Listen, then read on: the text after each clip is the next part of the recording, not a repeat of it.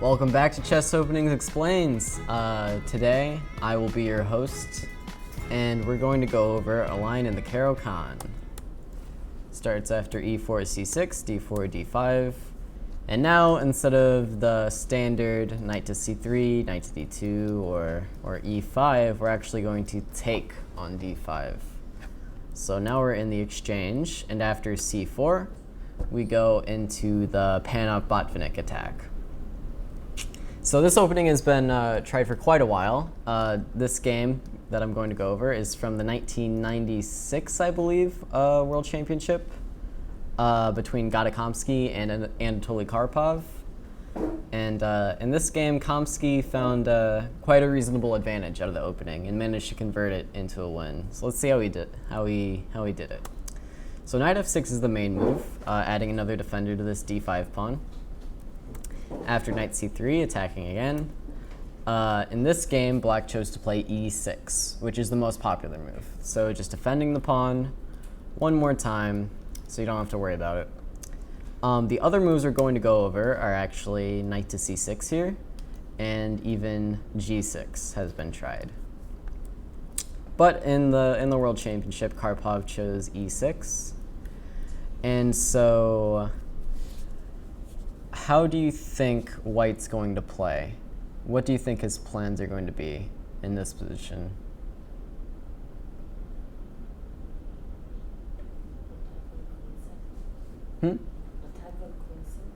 Yeah, we could attack on the queen side.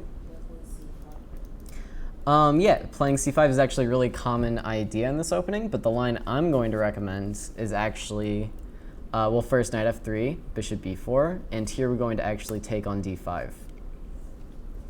So this goes into what's known as an isolated queen's pawn position. So here white's going to be playing for activity, and black's going to be playing to trade off some pieces and take advantage of the weakened d4 pawn, because it is isolated. So after knight takes d5, obviously black has a threat. So how should white try to solve this?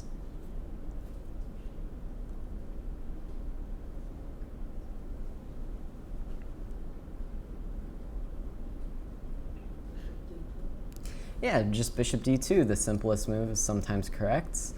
Queen to b3 and queen to c2 also seem okay, but really we want to be creating some threats of moving this knight right away. We want to be able to play knight to e4 soon if we want, or knight somewhere else. Maybe knight takes d5 could be a threat in some line.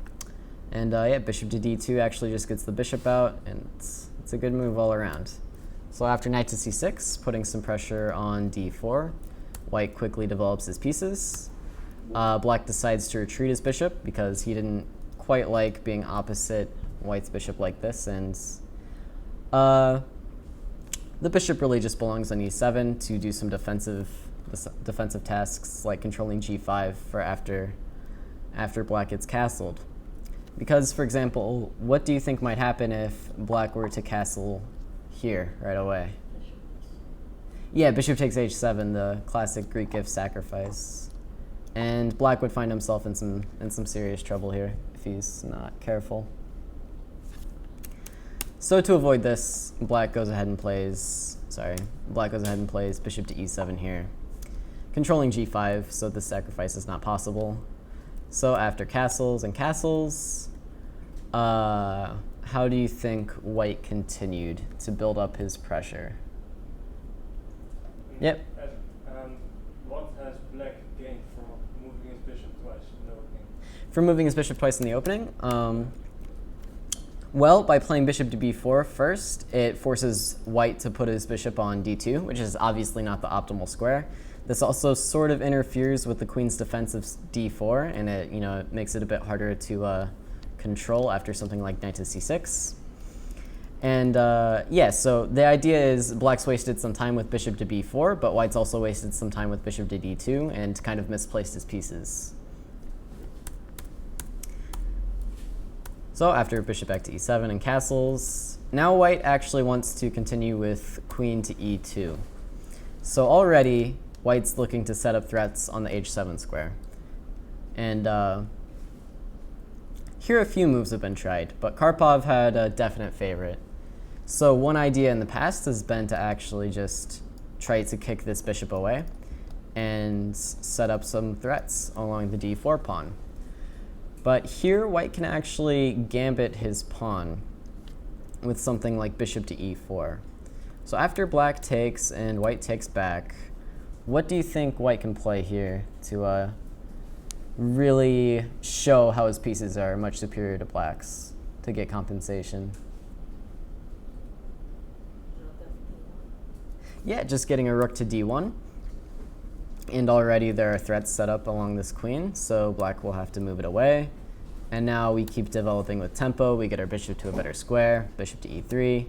Queen moves again. We misplace black's knight and force black's queen all the way over to e5. And after rook to c1, black is up a pawn, but it's clear whose pieces are going to be superior, and I think white has more than sufficient compensation in this line.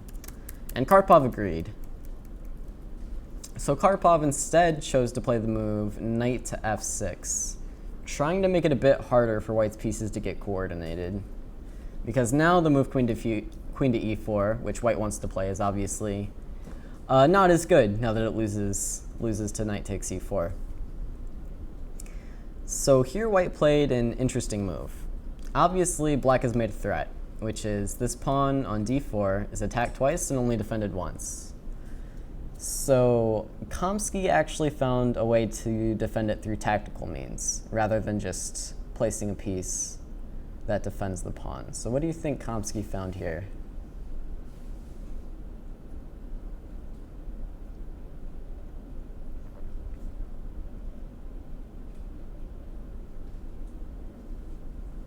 Which piece do you think in black's army is controlling the most pivotal squares? Out of all of black's pieces, one is really holding the position together. Yeah? Knight on f6. Yeah, it's the knight on f6. It's preventing sacs on h7. It's preventing white from pushing his pawn. It's preventing white's queen from getting to the right square. So how can we misplace this knight? Yeah? Oh, g4 is a bit ambitious. I don't think we want to Knight e4? weaken our queen. Yeah, knight to e4 is the move I'm looking for. So this move kind of indirectly defends d4 by setting up larger threats.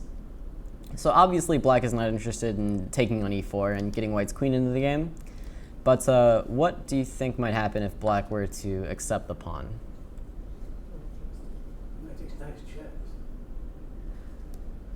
Okay, so yeah, we could take on f6, and then if black simply recaptures, queen e4, and black will play g6 just to defend the mate threat.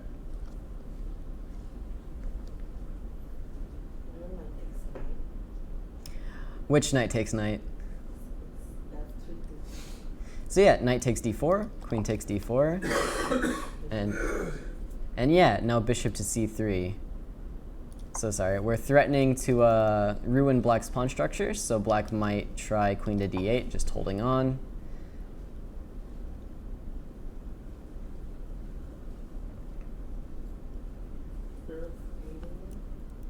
And yeah, we can actually take on f6 and get our rook to d1. So black will again have to respond to this threat. If you place something like queen to b6, you're again going to be hanging f6, and that's not something you're interested in doing. Something like queen to e7, and maybe I'll play queen to e4 and think about some more attacking ideas.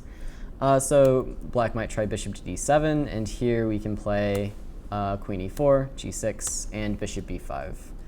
And already black is cracking under the pressure and has to give up and sacrifice his queen. So d4 is definitely not a pawn black's interested in taking, because it leads to way too much activity for white, and it actually kind of loses tactically if you go through all of the lines. So here, instead of taking d4, black played the reasonable bishop to d7, which maybe instead black should have tried to find a better square for his queen on b6, but bishop to d7 is okay. And now, how do you think white continued? Did we start doing some stuff on h7, or did we just get more pieces in the game? What do you think it's time for? Attack? How might you try starting your attack? Knight fg5. Yeah, that's certainly an interesting move. I believe in the game. Gata got his rook into the game, which I think I'm a fan of. Here, what if black were to just play h6? Simple enough.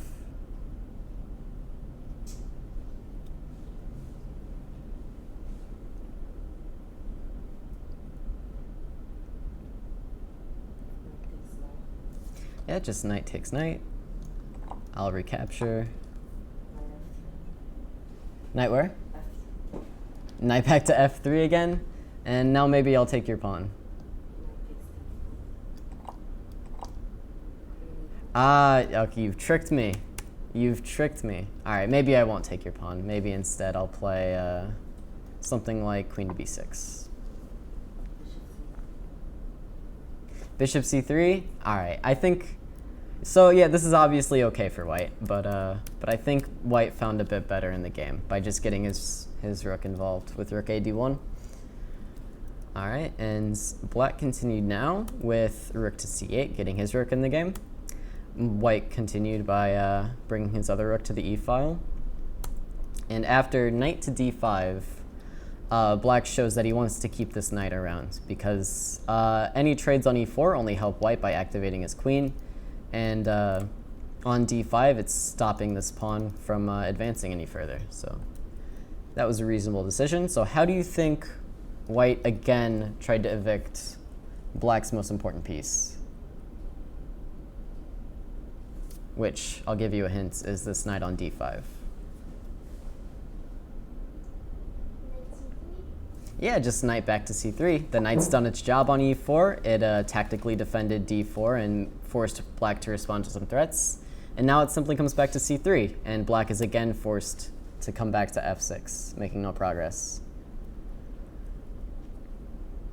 All right, so now I think white responded with a3, and now one of the important ideas in the game, bishop to g5. So which square do you think is most important in isolated queen pawn positions? The square in front of the isolated. Yeah, that's right, the square in front of the pawn. So here white's idea is pretty simple. He wants to trade off this bishop, which isn't controlling d5, for this knight, which is controlling d5. And then he wants to push his pawn through and create some more tactical opportunities by opening up the position. So black maybe should have smelt the danger. And this piece is actually a bit weak on this file, with these pieces bearing down on it. So maybe something like rook f to e8 was necessary. But in the game, black actually played queen to a5. So what do you think white should try here? Gets kind of wild.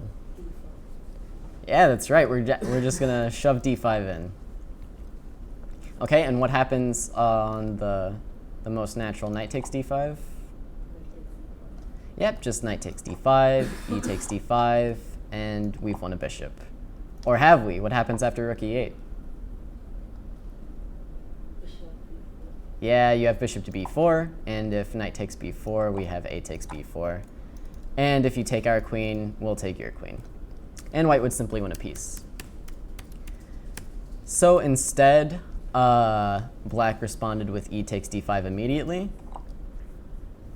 And now what do you think white can try?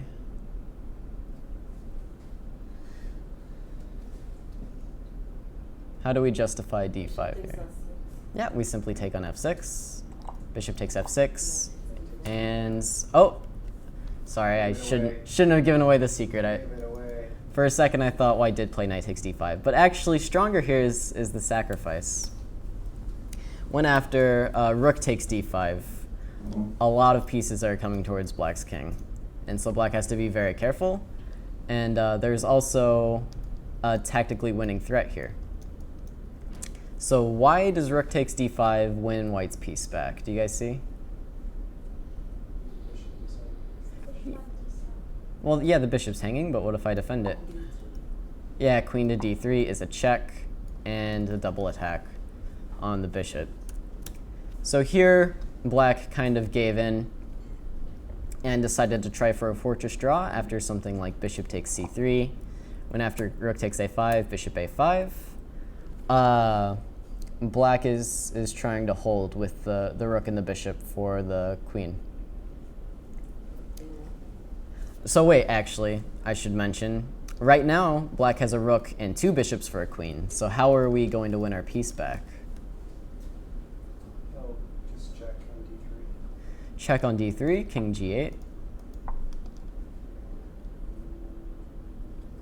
Queen takes bishop. Yeah, Oh, that's you do have a problem still, so we have to insert a move first. Yeah, just b4, preventing the attack on our rook with tempo. So black chose to save his light squared bishop, I believe, with king to g8, stepping out of the fork, and so white takes back on a5. And now we got a really interesting endgame where white had to push for 40 more moves to break through, actually. So let's see how he did that quickly. So bishop to g4, pinning the knight. a6, trying to break down black's pawns. So black goes ahead and accepts this. And now comes the fortress position. So what black wants to do is set his rooks up on the 6th rank, defending this knight, and just claim he can hold forever. So let's see how that went for him. After rook to e8, here's a good question. Do you think white should trade rooks, or should he try to keep them on somehow? Okay, so why do you think it'd be easier to break through if you keep the rooks on? I don't know. Because you look at from 17. Because you get on the 7th rank? And white will get it back in their tempo. Yeah, so in the game, Gata actually wanted to keep his rook on the board. Because if we trade here, for example, and remove the mate threat, something like rook to e6, like you mentioned, actually is pretty strong. And it's tough to create mating threats on black's king with only your queen. I would say white is probably still winning here, but it just takes a lot more effort. I think you might have to push your pawns down the board to create some mating threats. But with the rook on the board, it's actually a lot easier for white to try to threaten this black's king here without too much difficulty. So how can white go about saving his rook?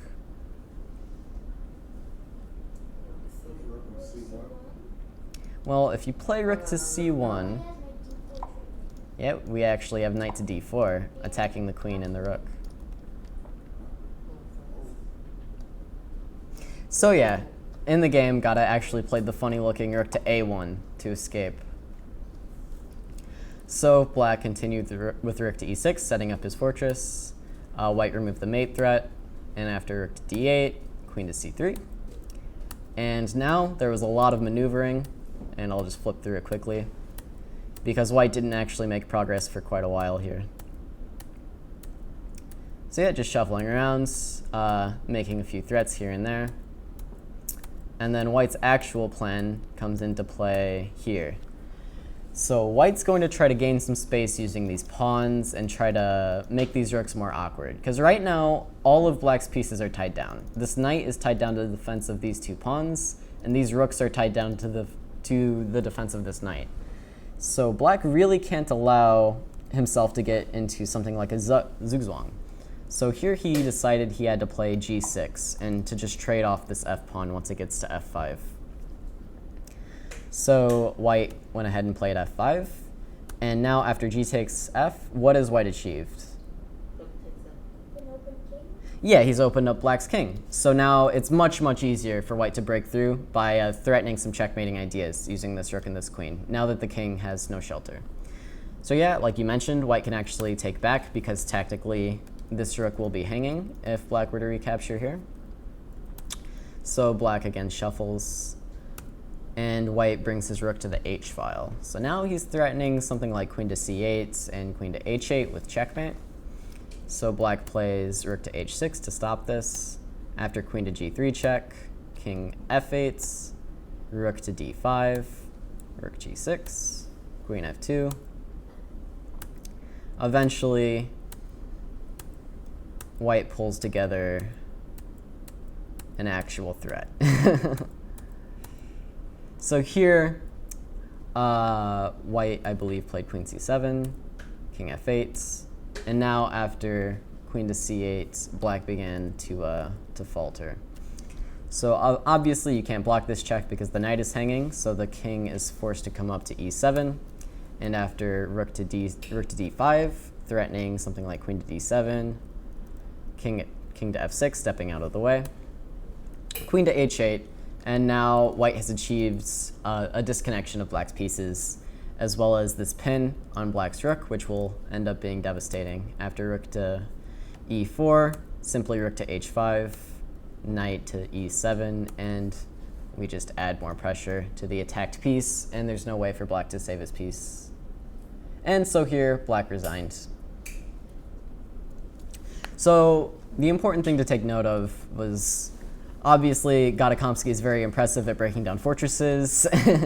And then in the opening, you want to see how Gata used these tactical ideas to defend his d-pawn, and how he wasn't afraid to sacrifice it in some lines, and how you want to use your pieces to create threats along the king's side like this. So again, the important square to control is d5, and the important piece for black is always this knight on f6. So you want to do everything you can to either misplace or trade off this knight for one of your inferior pieces, and then you get a lot more threats a lot more easily. So here we're going to look at a slightly different opening variation. So in the previous game, of course, we started off from the starting position in the Panov. We played knight to c3, or they played knight to f6. We played knight to c3, and Anatoly Karpov responded with pawn to e6. In this game, we're actually going to look at what happens if black plays knight to c6. So rather than taking the time to defend this pawn more, black's trying to create counter threats on d4 by threatening something like d takes c4 and queen takes d4. So in the olden days, people very often played knight to f3, and we went into what's called the endgame line in the Caro-Kann. So in a very long and complicated line, or not too complicated, I guess. Sorry, I already messed it up. Black ends up in an endgame where his king is a bit worse, but white's pawn structure is a bit messed up. And so that occurs after something like this, I believe. And the actual move order is slipping my mind here. Rook c8? I don't... Queen c8 doesn't seem quite right. It's unimportant. Anyways, it's a boring endgame line and no one wants to play those. So I'm recommending the more active bishop to g5 here. So what this does is, again, like in the previous game, where we want to control the d5 square. So white is immediately threatening to trade off this knight and to simply take on d5, winning a pawn. So black has a few ways to respond to this. In this game, Topalov chose black's most popular move, which is bishop to e6, defending the d-pawn again and threatening to capture on c4 in some lines. But black can also try d takes c4. So let's look at this quickly. Here white has a couple different options. He could simply recapture his pawn, or he could play the more active pawn to d5. But simplest, I think, is just bishop to c4. The pawn to d5 lines are by no means bad, but black has a pretty good reputation here to consolidate and equalize. After something like queen to d4 and something like h6, you start to realize you can't keep all your pieces on these active squares. And something like bishop h4, something like this has been tried quite often. And white gets a pawn on d6 in some lines, but then it's difficult to keep it after something like knight to e7 and knight to d5, and blocking off the file, taking advantage of this pin. So those lines are very complicated, and you're welcome to study them on your own, but I'm just going to recommend bishop to c4.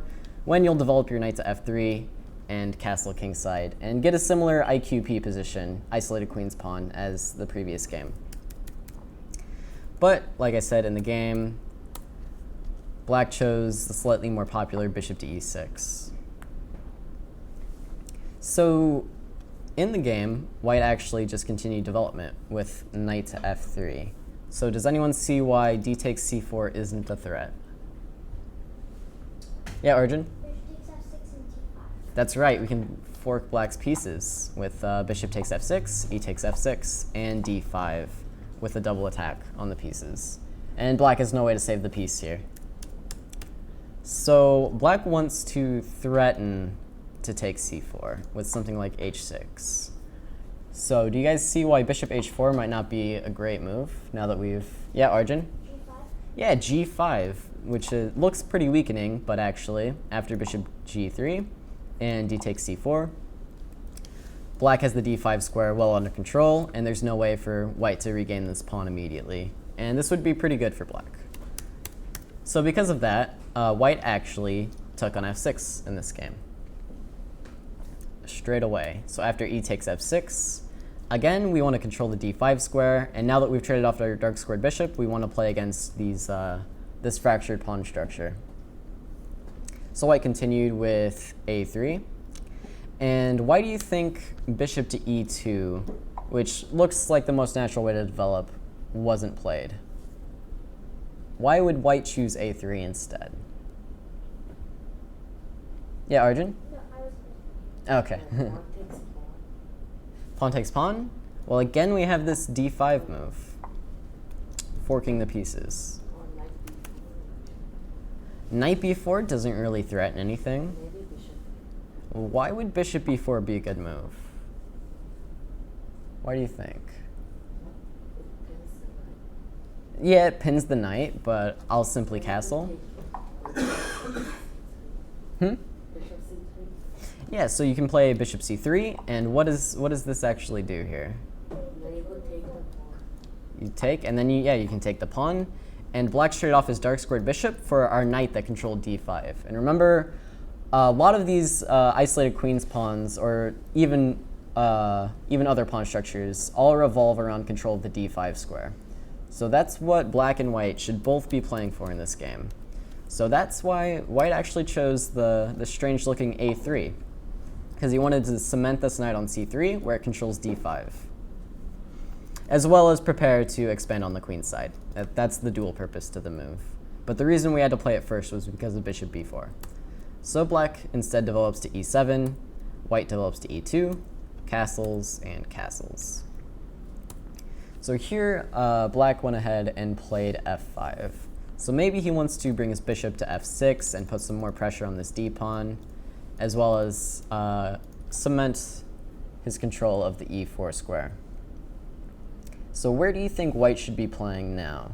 In the previous game, we looked at an IQP where white was trying to attack the king. But now we've seen that black has quite a few pawns, so it might be difficult. Maybe you'll play for the e5 square? Yeah, we could play for the e5 square, but in general, where should we be trying to find our play? Yeah, on the queen side. So white actually went ahead and started with queen c2, and after bishop f6, rook to d1, g6, and now we go ahead and start our expansion with b4. So white's plan might be to make a strong pawn on c5 and just push these pawns down the board. So black needs to find a way to stop this. So what he chose in the game is pawn to a6, for the moment preventing anything coming to b5. Kind of, not. White could still play pawn to b5 if he wants, but it's a bit weakening and it opens up the rook for this a file. So that might not be the best idea. Instead, white chose bishop to f1, revealing his rook, and like Arjun said, taking control of e5. Black continued with f4, trying to set up some threats on the king side. Yeah? Like king's Indian.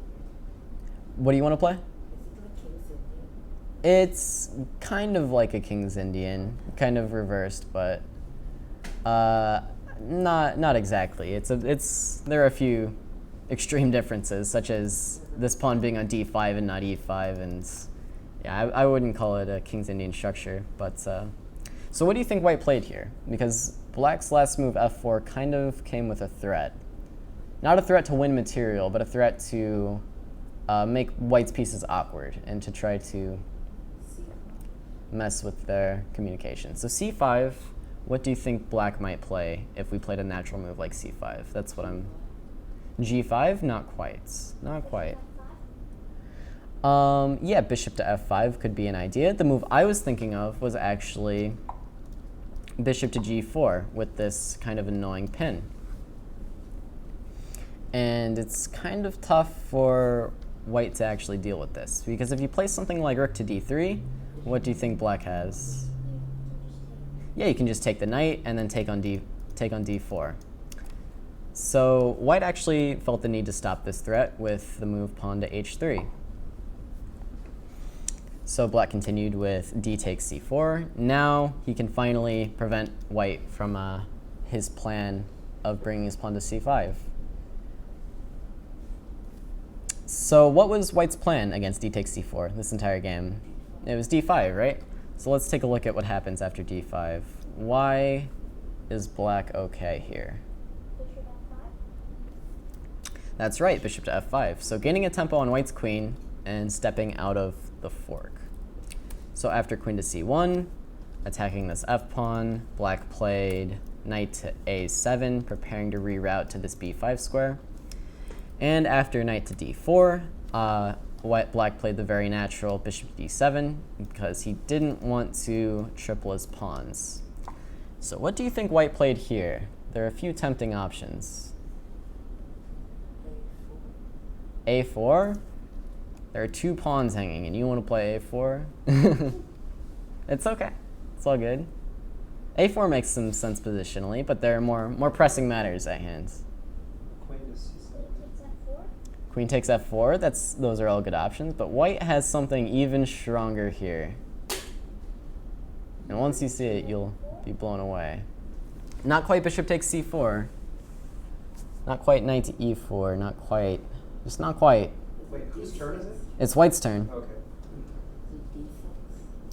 It's not d6, although that is a good idea, giving your piece the d5 square. But there's a tactical shot here. Not quite knight to e2. All of these moves probably are okay for white. White has a pretty okay position here, but there's something that is very, very convincing. Knight e6. Yeah, that's it. Knight e6. Bam. Checking the whole family. And what might happen after queen takes f4 and stuff? Let's take a look. So I think black might actually just straight away play knight to b5, and after a trade, he actually has some serious pressure on this a-pawn, and it might get pretty awkward for white to defend. So it's important that white has this shot knight to e6 check here, because now what happens after f takes e6, trying to win the piece? Yeah, pawn takes e6, and we have the pin. So in the game, black actually tried to defend with bishop takes e6, d takes e6, and queen to c8. And all right, let's see, what can we play here to try to keep the attack going? e7? Yeah, e7 looks okay, but maybe black will simply play rook to e8, stopping the pawn in its tracks. Rook d7. Yeah, rook to d7. So actually defending this pawn by pinning it and increasing the pressure on black's king. So black continued with king to h8, stepping out of the pin. And now what do you think white chose here? Queen takes f4. Yeah, queen takes f4, very good. So what happens if bishop c3? Queen h6, king g8. Pawn f7, rook f7. All right, rook g7. Am I defending? Yep. Then rook to e8. Yeah, rook to e8, but I can simply take it, right? You can take it. If you got the bishop. Maybe rook is... Get the bishop. Rook e8.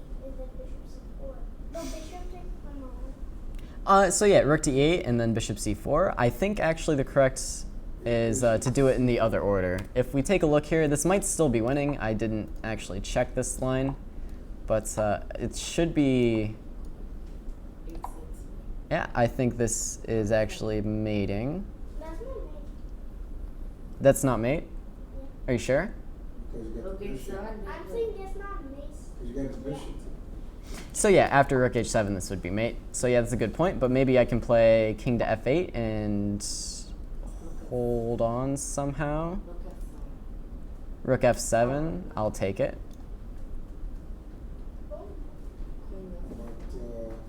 Queen What about What about Queen F5? queen d6? Queen d6, queen f5. I'm planning on blocking the check with the rook either way. Rook takes F7. And okay, you win. All right, fair enough.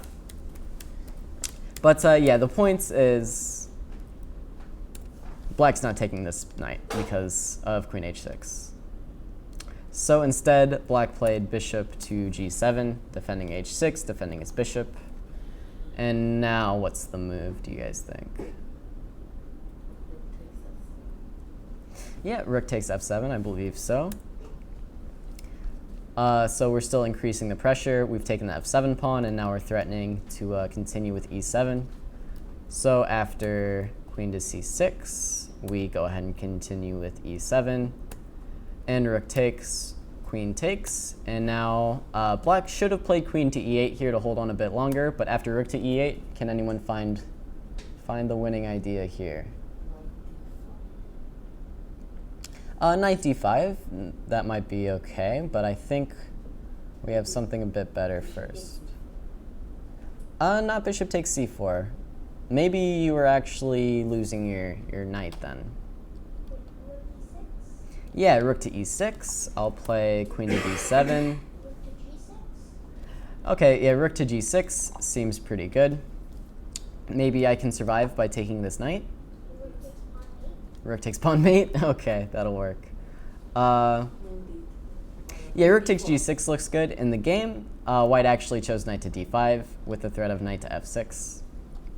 But I'm sure everything wins here. Rook to g6, I guess I actually have to play queen to d4 to hold on. But Then takes you rook. just take the rook. Yeah, queen takes rook. yeah, then just queen takes rook. And obviously this is winning. So everyone gets a gold star for winning the game in multiple ways. But yeah, so the main points to keep track of.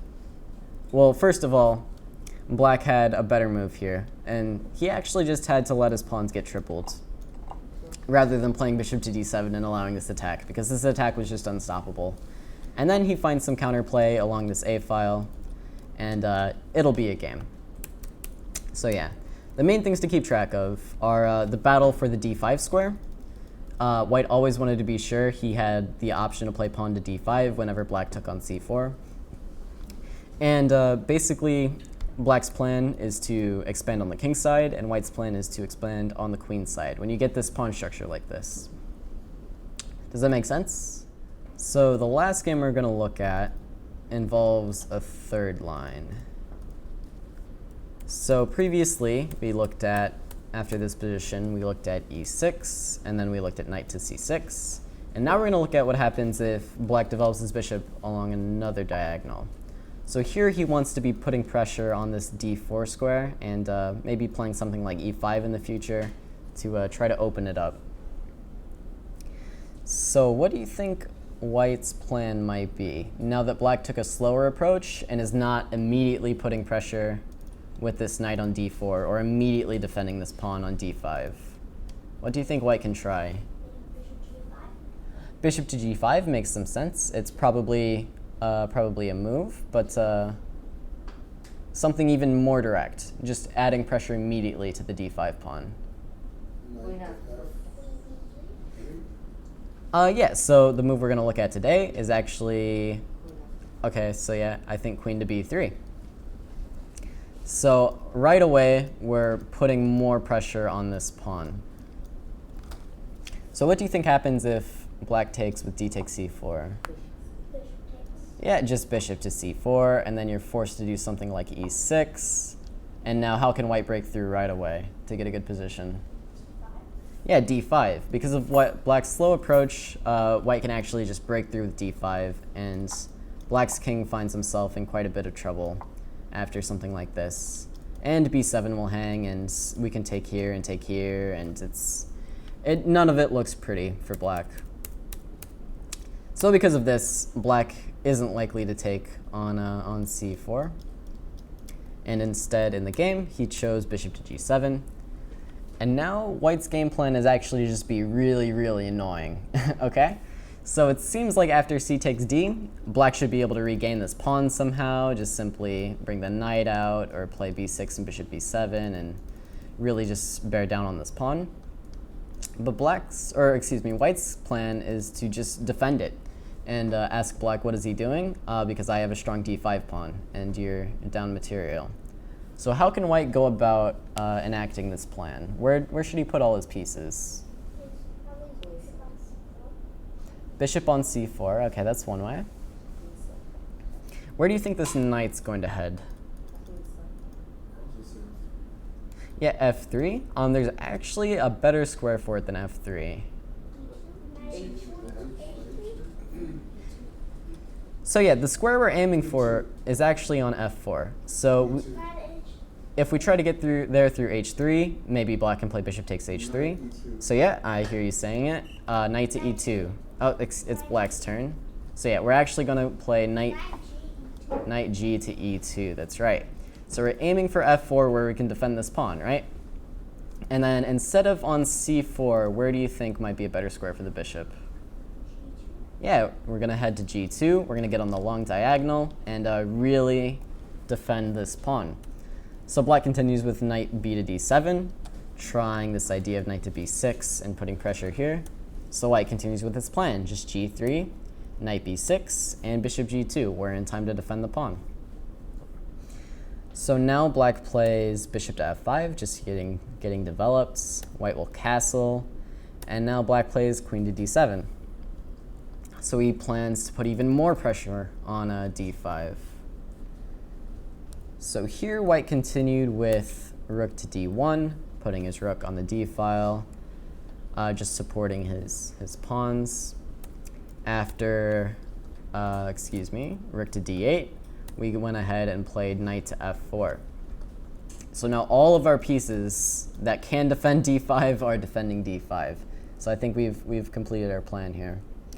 Do you think g5 would be a good move for black here? That's my question to you. No. Why not? Because it leaves the opening to the king.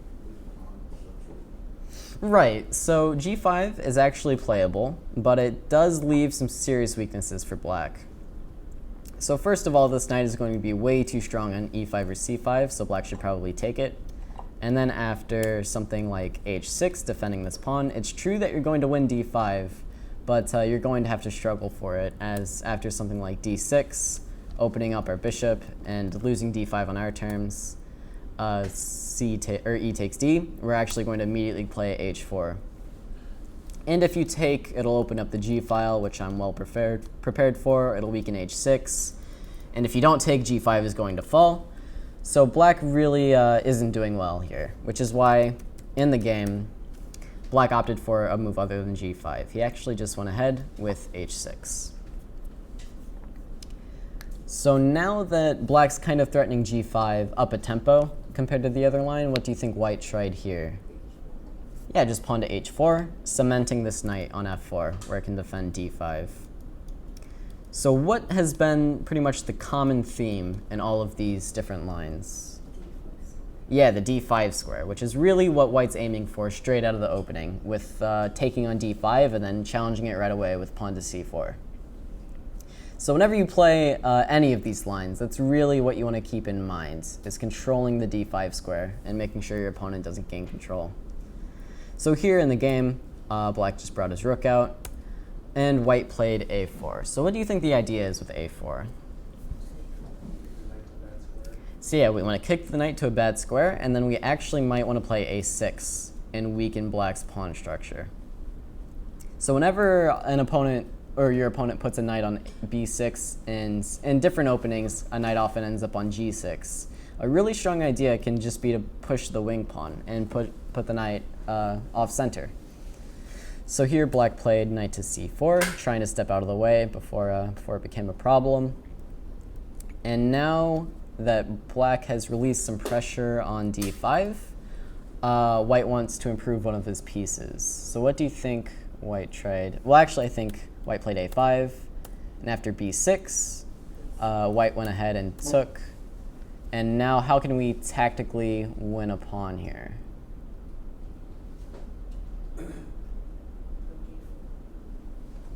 Rook where? Rook a4. Maybe I can just... Well, that might technically win a pawn. The move I was looking for was actually bishop to f1, but let's look at rook to a4 for a second here. What might black try?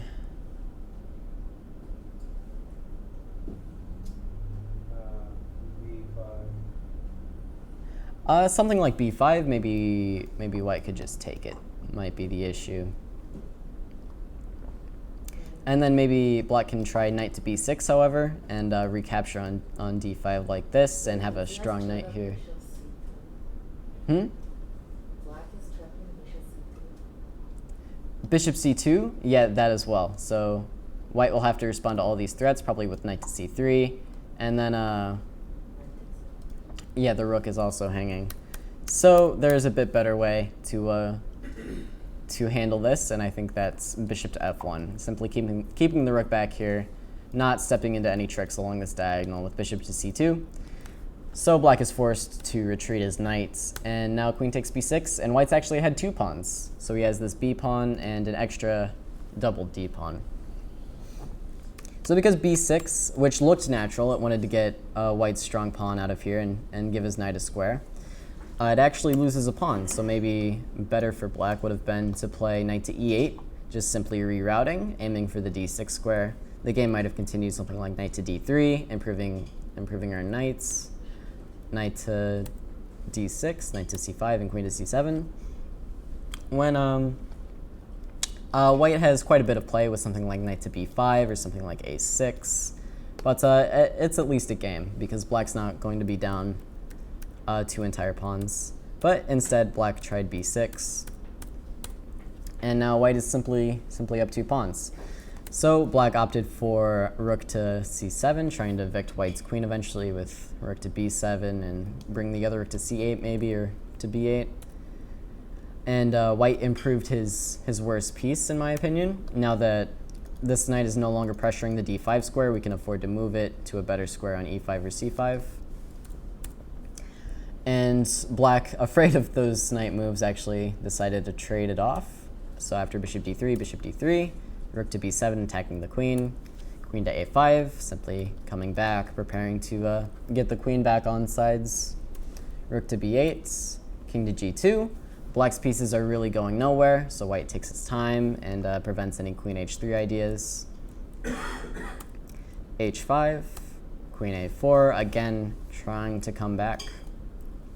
Queen to d8, queen to c2, queen back to d7. Black is really just shuffling. It's tough to find a reasonable plan for him, so this is maybe the best he can do. Queen to e2, putting pressure on this e-pawn, maybe threatening something like queen to f3 to just support even more on d5. After rook to b4, attacking this d-pawn, white played bishop c2 to defend it. Queen to b7, queen to f3, queen back to c7.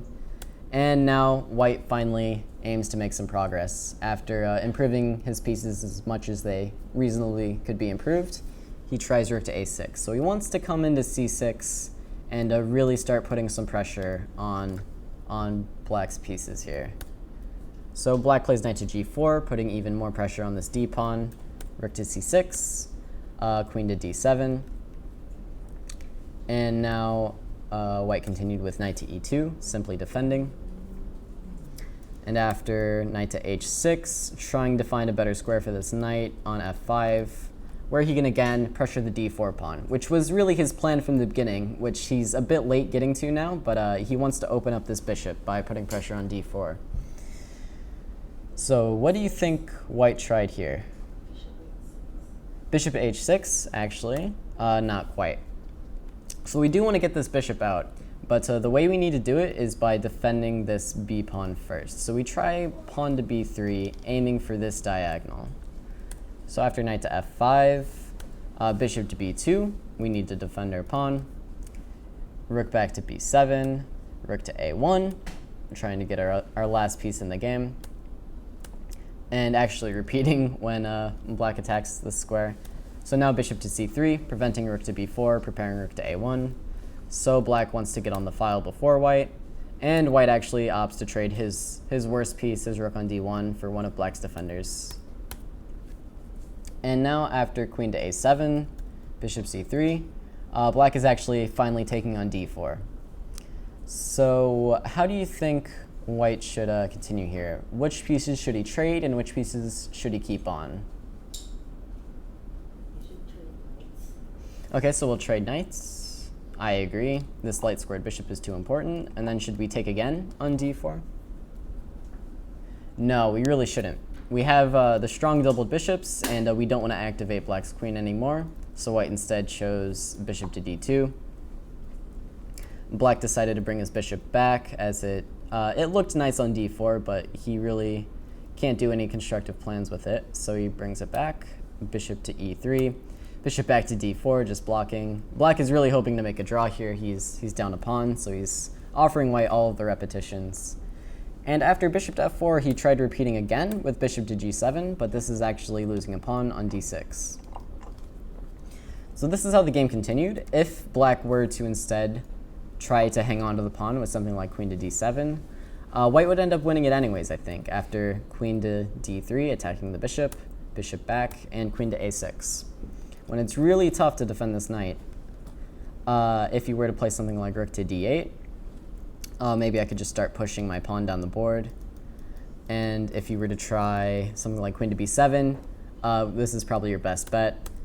And you get a similar position, except the queens are off the board, so white can't as easily make any progress here by threatening black's king and using his queen to assist and pushing the pawn forward. So this was probably black's best try. I'm not convinced he's going to be able to hold this position, but it's probably the best that he could do. But instead, we saw black play bishop g7 here, and white went ahead and took this pawn. And after queen to e7, rook to c6, rook to d8,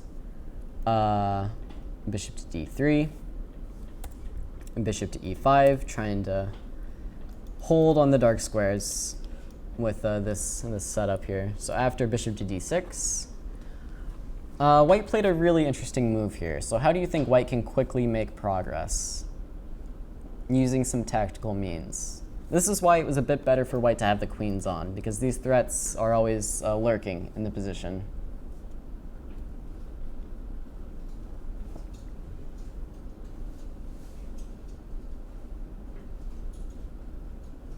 So what would white try to do if he were allowed and black couldn't do anything? What is white's plan? K4. Yeah, you want to get this pawn to the end of the board. So how can we go about doing that? Queen c3, not quite. This dark squared blockade would remain strong. So what were to happen if black were to play rook to b8 here? Do you think white has any? Yeah, Arjun?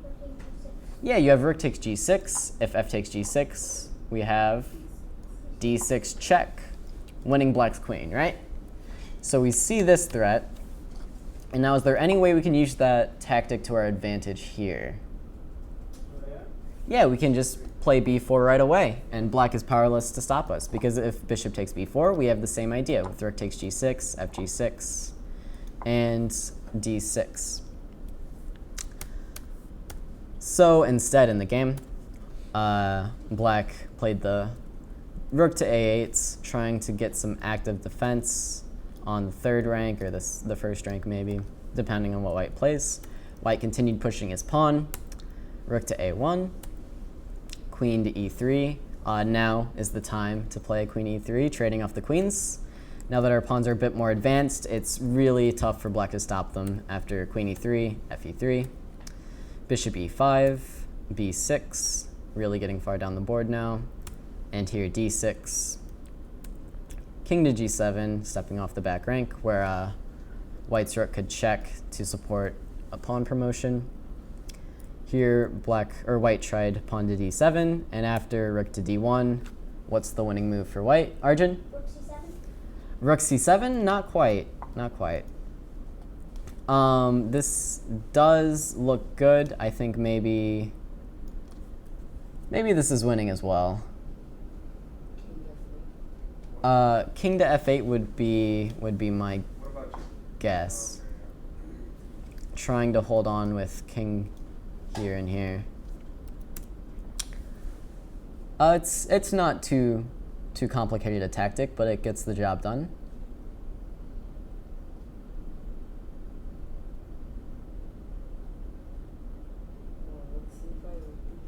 Yeah, simply rook to c5. Preparing rook to d5, and if black were to take, of course, this is a winning endgame. So here, black actually resigns. If he were to try something like bishop to f6, rook to d5, takes, and there's no way for black to stop both of these pawns. So again, the very important square in this game turned out to be d5, right? White put all of his pieces on squares where they could attack this pawn, or defend this pawn. So that's really what's important to keep in mind. So in all these lines, black tried to control d5, and white managed to stop him. So keep in mind the d5 square when you play the Panov-Botvinnik Attack. All right, well, thank you guys for watching. I hope you enjoyed.